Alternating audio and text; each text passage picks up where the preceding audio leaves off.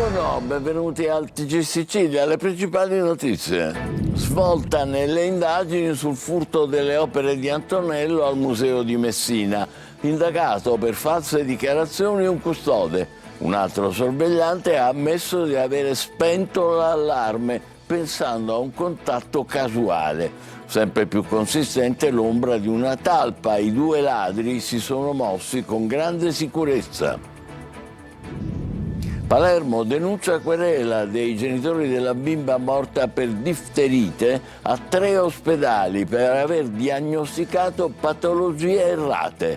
A loro volta il padre e la madre della bimba indagati per omicidio colposo.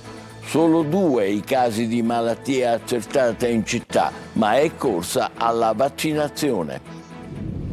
Palermo, trasferiti fuori dalla Sicilia i 4 giovanissimi detenuti che hanno appiccato il fuoco tra le celle del carcere Malaspina, aggredendo 2 agenti, intossicati in 11 tra reclusi e personale di sorveglianza. Polizia penitenziaria insufficiente, stato di agitazione dei sindacati. Riposto, si infittisce il giallo della giovane morta impiccata nel suo appartamento in fiamme. Il rogo è partito dall'ingresso, lontano dalla stanza dove Noemi è stata trovata, e il sospetto degli investigatori è che la scena sia stata ricostruita per simulare un suicidio. Sospetto inquinamento per l'acqua giallastra e la schiuma sulla spiaggia di Mollarella a Licata. Ancora incerta l'origine, forse dovuta alla rottura della rete idrica. Intanto, per il troppo caldo, Palermo decide lo stop totale alle carrozze turistiche trainate da cavalli. Artisti di strada piacciono a passanti e turisti, ma non hanno tutele. Al TG Sicilia la denuncia della catanese Luna Spina. Mi hanno multata per occupazione di suolo pubblico. Calciomercato, il giorno di Perin al Palermo, attesa a breve l'ufficialità del trasferimento in rosanero del portiere. Per l'estremo difensore, contratto triennale. In uscita, Brunori potrebbe andare al Modena. In casa Catania, mercato e conti sono 2 facce della stessa medaglia. Dirigenza al lavoro per definire l'arrivo di Torrasi e di nuovi rinforzi, ma con l'occhio attento alla situazione finanziaria.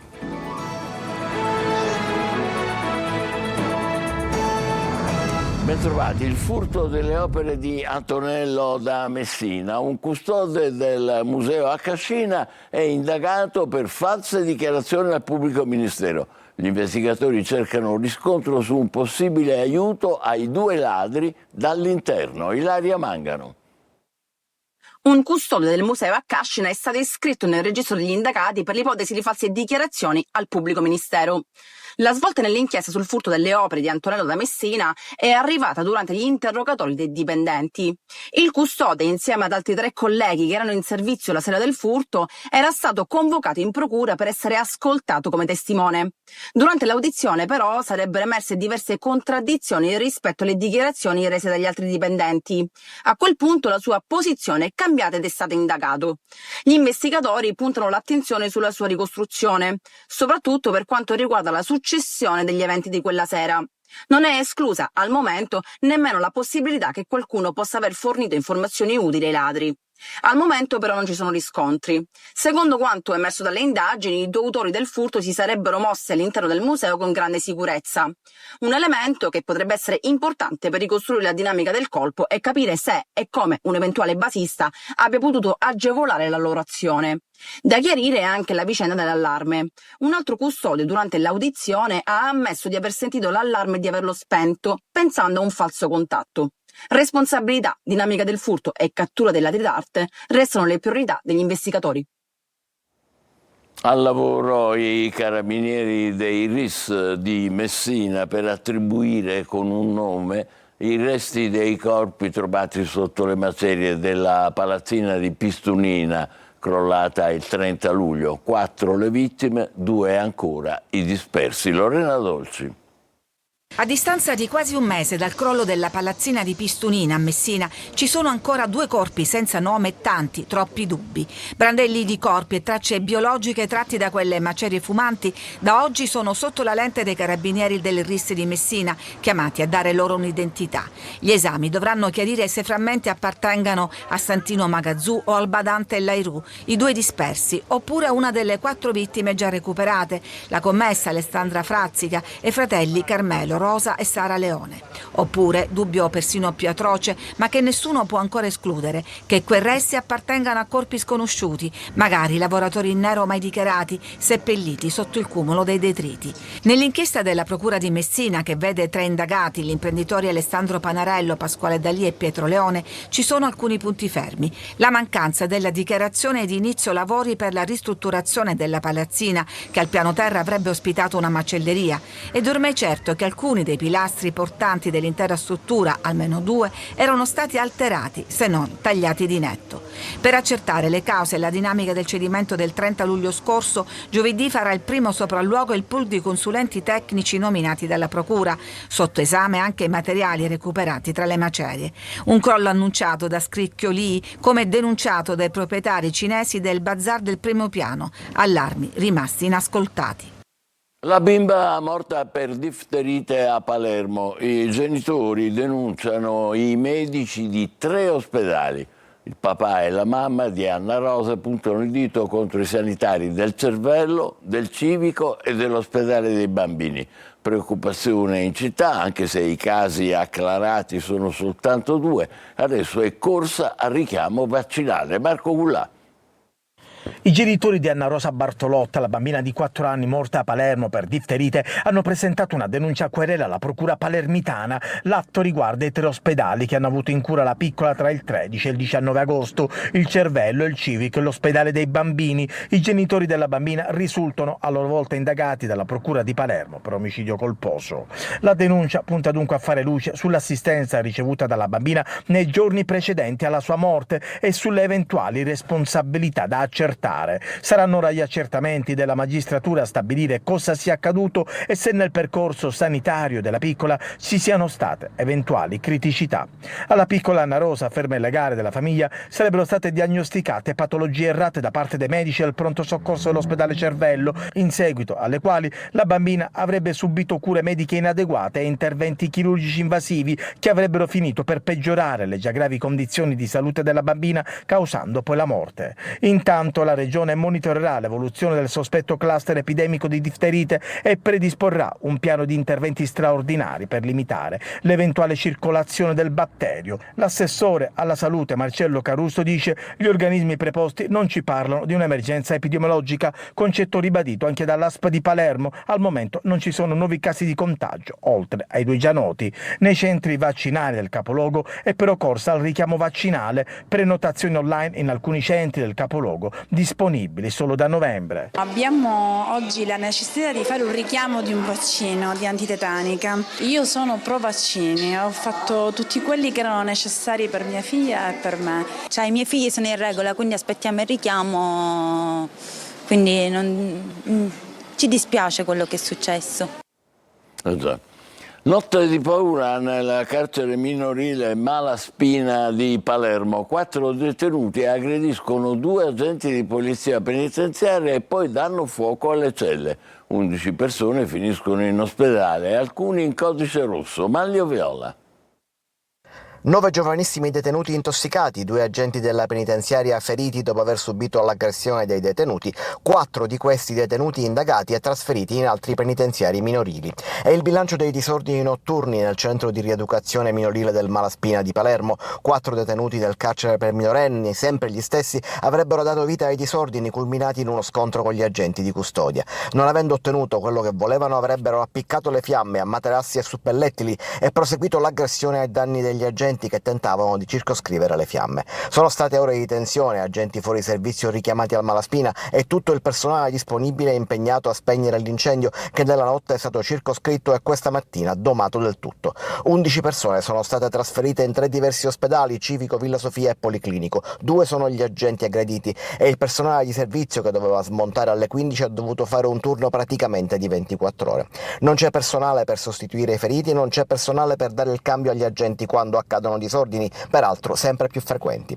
Nelle prossime ore i 4 detenuti responsabili di questo e di altri incidenti saranno trasferiti in diverse altre strutture del nord Italia e separati l'uno dall'altro, ma i sindacati della polizia penitenziaria vanno oltre e chiedono di chiudere il Malaspina per ristrutturarlo. La situazione non è gestibile, servono lavori importanti e serve un organico adeguato, quindi la richiesta di chiusura non è una provocazione ma una esigenza. Ma il problema resta serio, non ci sono infatti strutture in grado di ospitare tutti i detenuti minorenni di Palermo. A Gela chiuse le indagini sulla morte di una donna di origine romena uccisa in casa un anno fa. È accusato di femminicidio un connazionale già in carcere, autore dell'ennesima mortale aggressione ai danni della vittima. A riposo si infittisce il giallo della giovane trovata impiccata in casa dopo l'incendio della sua abitazione. Il rogo è partito dall'ingresso, lontano dalla stanza dove Noemi si trovava. Quindi il sospetto degli investigatori è che la scena sia stata ricostruita per simulare il suicidio. Desiree Ferlito. È l'incendio adesso a poter cambiare completamente la lettura della morte di Noemi Pellizzeri, perché le fiamme sarebbero partite dall'area dell'ingresso, lontano dalla camera da letto dove la giovane è stata trovata impiccata nella sua casa a riposto. E gli esperti stanno cercando eventuali tracce di inneschi o sostanze infiammabili, un accertamento che diventa decisivo, perché se venisse confermata l'origine dolosa del rogo, la domanda sarebbe inevitabile: chi ha appiccato quelle fiamme e perché? Se fosse stata Noemi bisognerebbe ricostruire una sequenza complessa. La giovane avrebbe appiccato l'incendio all'ingresso della propria abitazione per poi raggiungere la camera da letto e togliersi la vita. E soprattutto con quale finalità incendiare la casa prima di morire. Oppure quelle fiamme avevano un altro scopo: distruggere qualcosa, cancellare eventuali tracce o rendere più difficile ricostruire ciò che era accaduto dentro quell'appartamento. E poi c'è un'altra indiscrezione: i piedi della giovane avrebbero sfiorato il pavimento. Risposte che dovranno arrivare dagli accertamenti medico-legali insieme a un altro dato fondamentale: stabilire se Noemi abbia respirato il fumo dell'incendio e dunque se fosse ancora in vita quando sono divampate le fiamme. Un elemento che potrebbe permettere di stabilire anche la successione temporale degli eventi. L'uomo che frequentava Noemi avrebbe raccontato agli investigatori che la giovane gli aveva manifestato l'intenzione di suicidarsi, ma dall'altra parte c'è una famiglia che al suicidio non crede e ci sono amici e persone vicine a Noemi che raccontano una donna solare, piena di progetti, senza apparenti segnali che lasciassero presagire a una decisione così estrema. La verità verrà a galla, scrive un'amica di Noemi su Facebook.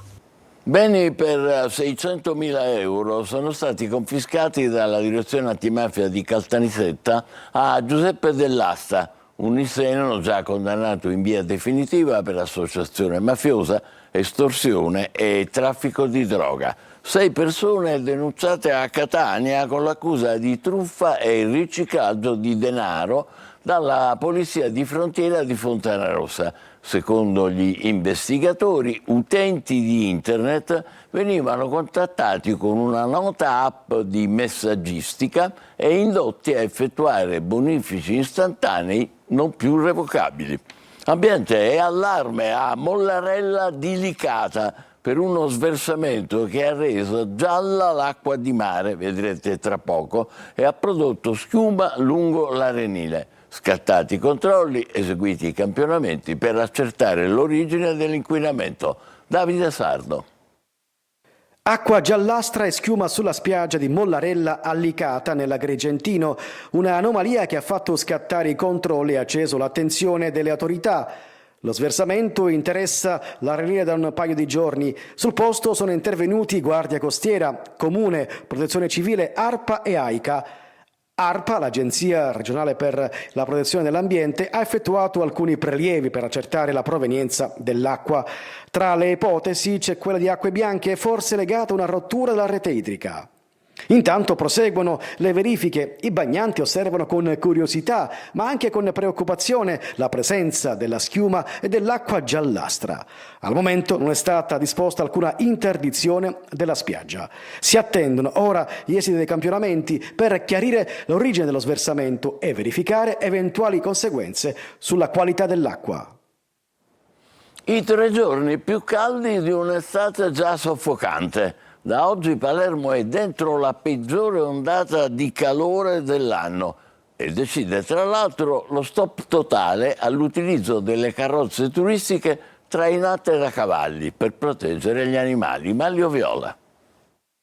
I 3 giorni più caldi di un'estate già troppo calda. Da oggi Palermo è entrata nella peggiore ondata di calore dell'anno, almeno fino alle ultime stime. Fra martedì e giovedì sono attesi picchi di 42 gradi, percepiti soprattutto nella giornata di mercoledì, e la cosa peggiore è la persistenza. Le temperature non scendono molto neanche durante la notte. Se Palermo è da bollino rosso, situazione più contenuta nel resto dell'isola. Messina rimarrà a livello 2, quindi bollino arancione, nonostante i 40 gradi percepiti, e Catania a livello 1 con 39 gradi percepiti. Non perché le temperature siano basse, ma perché non sono persistenti, soprattutto nei valori notturni, come avviene invece nel capoluogo di regione. Palermo sceglie anche lo stop totale all'utilizzo delle carrozze turistiche trainate da cavalli, divieto assoluto di circolazione nel rispetto degli animali. Il Consiglio Comunale della città ha già avviato la transizione per questi mezzi, che dovranno diventare elettrici, ma ci vorrà tempo. Per completare il quadro c'è l'allerta incendi. Le province di Palermo ed Enna sono state inserite in codice rosso proprio per rischio incendi con pericolosità, classificata come alta. Nelle restanti province siciliane la pericolosità è media, tranne Siracusa, unica provincia a pericolosità bassa.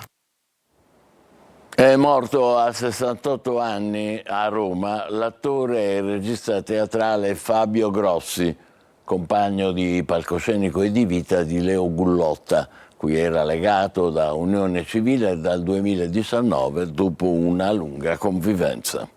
La musica italiana protagonista a Favara, in piazza Cavour. Aleandro Baldi ha celebrato 40 anni di carriera con i suoi grandi successi, regalando al pubblico una serata ricca di emozioni e ricordi. Davide Sardo. Dimmi perché piangi di felicità e perché non mangi. 40 anni di musica, successi ed emozioni. Favara ha accolto Aleandro Baldi per una serata speciale dedicata ai suoi 40 anni di carriera. In piazza Cavour il cantautore ha ripercorso le tappe più importanti della sua storia artistica, proponendo al pubblico i suoi grandi successi. Un viaggio iniziato nel 1986 con La nave va, arrivata seconda al Festival di Sanremo, poi le vittorie al Festival. Nel 1992 con Non amarmi, cantato con Francesca Lotta, e nel 1994 con Passerà. Una serata gratuita e aperta a tutti, inserita nei festeggiamenti in onore di San Giuseppe. Non amarmi per il gusto di qualcosa di diverso, che sia giusto stare insieme a tempo perso. Tra ricordi, aneddoti e musica, Baldi ha guardato anche al futuro con Mancarsi ed Aversi, il nuovo singolo che anticipa il prossimo progetto discografico. Un incontro tra passato e presente, 40 anni di musica raccontati al pubblico con emozione e semplicità.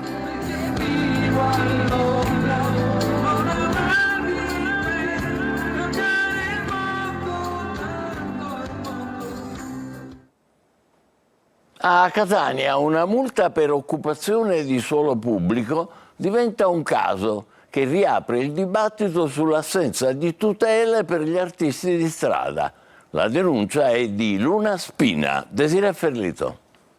Questi signori hanno ancora il mio documento perché mi stanno facendo un verbale che sanno già, perché li ho avvertiti, io non pagherò. Una voce, qualche strumento e pochi metri di strada. Tanto è bastato per trasformare l'esibizione di Luna Spina in un caso cittadino. L'artista catanese, che ha girato il mondo come busker e un passato anche a X Factor, è stata multata mentre si esibiva in Piazza Mazzini. La contestazione è occupazione di suolo pubblico. Lei non ci sta, racconta tutto sui social e il caso diventa rapidamente virale. Non è assolutamente vero che io mi sono rifiutata di andarmene, ciò nonostante loro hanno voluto il mio documento e si sono impuntati nel farmi un verbale, il mio primo verbale a Catania, penso il primo verbale di qualunque artista di strada a Catania. Ma dietro la multa c'è una questione più ampia. A Catania manca una disciplina specifica dedicata agli artisti di strada, regole chiare che stabiliscano dove, quando e a quali condizioni un busker possa esibirsi. Nessuna normativa,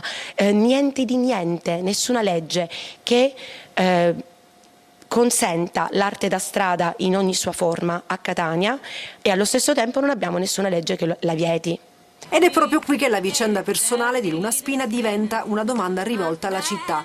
L'arte di strada va semplicemente tollerata, sanzionata quando entra in conflitto con le norme esistenti oppure regolamentata? L'amministrazione comunale sta lavorando al regolamento e in assenza di questo, ha spiegato al nostro telegiornale il comandante della polizia municipale Diego Peruga, abbiamo applicato una sanzione amministrativa. Non ci sono ancora tasse da pagare, qualora le mettessero le pagherei più che volentieri. Trasformare il caso di una singola artista potrebbe colmare un vuoto e permettere alla musica di strada di sapere finalmente dove finisce l'improvvisazione e cominciano le regole.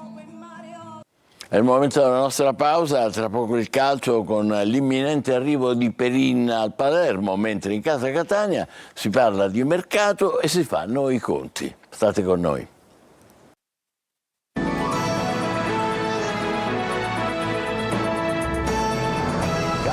Dopo la vittoria sulla Juve Stabia, momenti caldi per il mercato del Palermo. Oggi dovrebbe essere il giorno per l'ufficialità di Perin in rosanero. Brunori invece potrebbe essere ceduto al Modena. Marco Gullà. Il Palermo si gode il momento. Da un lato c'è la vittoria conquistata contro la Juve Stabia alla prima giornata, dall'altro c'è il mercato sempre più altisonante. È ormai questione di ore, Mattia Perin sarà il nuovo portiere rosanero. Oggi giornata di visite mediche per l'estremo difensore, poi la partenza per Palermo. Perin firmerà un contratto triennale e sarà quindi a disposizione per la partita che i siciliani giocheranno domenica prossima ad Arezzo. Il portiere si trasferirà dalla Juventus a titolo definitivo senza alcun costo di trasferimento. Il club bianconero riceverà dei bonus dal Palermo solo nel caso in cui il club di Viale del Fante verrà promosso in Serie A. Un grande colpo che permette ad Inzaghi di avere un top player per la porta. Definito l'innesto del portiere, l'attenzione della dirigenza si sposta rapidamente sulla ristrutturazione del reparto avanzato, dove si lavora per finalizzare la cessione di Matteo Brunori al Modena per 1,5 milioni di euro fissi più 500.000 euro di bonus. L'uscita dell'ex capitano rosanero permetterà di affondare il colpo per l'attaccante Christian Spendi del Cesena come alternativa a Poyampalo, anche se il club romagnolo fa muro e vorrebbe trattenere il centravanti albanese. Osti cerca anche una sistemazione al centrocampista Blen, in questo momento fuori rosa. Il nodo principale per la cessione del calciatore è l'ingaggio. Mercato e conti, due facce della stessa medaglia in casa Catania. Mentre il club tratta Torrasi e guarda a nuovi rinforzi, la situazione finanziaria chiama a riflessioni costanti. Marco Carli. Il Catania deve accelerare sul mercato, ma ogni movimento continua inevitabilmente a intrecciarsi con la situazione economica del club. L'ultimo nome è quello di Emanuele Torrasi, il centrocampista della Juve Stabia, la cui operazione può essere considerata vicina alla chiusura. Un profilo individuato per dare ordine e qualità a una mediana che dopo l'arrivo di Di Marco resta comunque un reparto da completare, come dimostrato chiaramente contro l'Inter Under 23. E non c'è soltanto Torrasi, resta viva anche la pista Caligara, mentre davanti il Catania ha già piazzato il colpo Coda, che ha sostenuto il primo allenamento aggiungendo esperienza e gol al reparto offensivo. Ma se il campo chiede rinforzi, i conti impongono prudenza e questo è il punto emerso anche nel corso di Corner. Il budget destinato all'area sportiva, che si compone di varie voci, comprese le giovanili che dovranno fare a meno dell'Under 16, è stato ridotto con la società che, in virtù dei conti interni e delle nuove regole, deve pensare ai costi della rosa.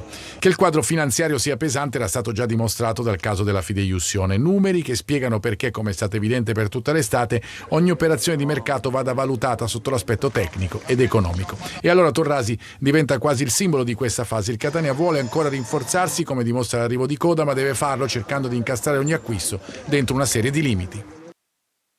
Siamo qui, grazie per essere stati con noi, appuntamento per altre notizie alle 20. Buon pomeriggio.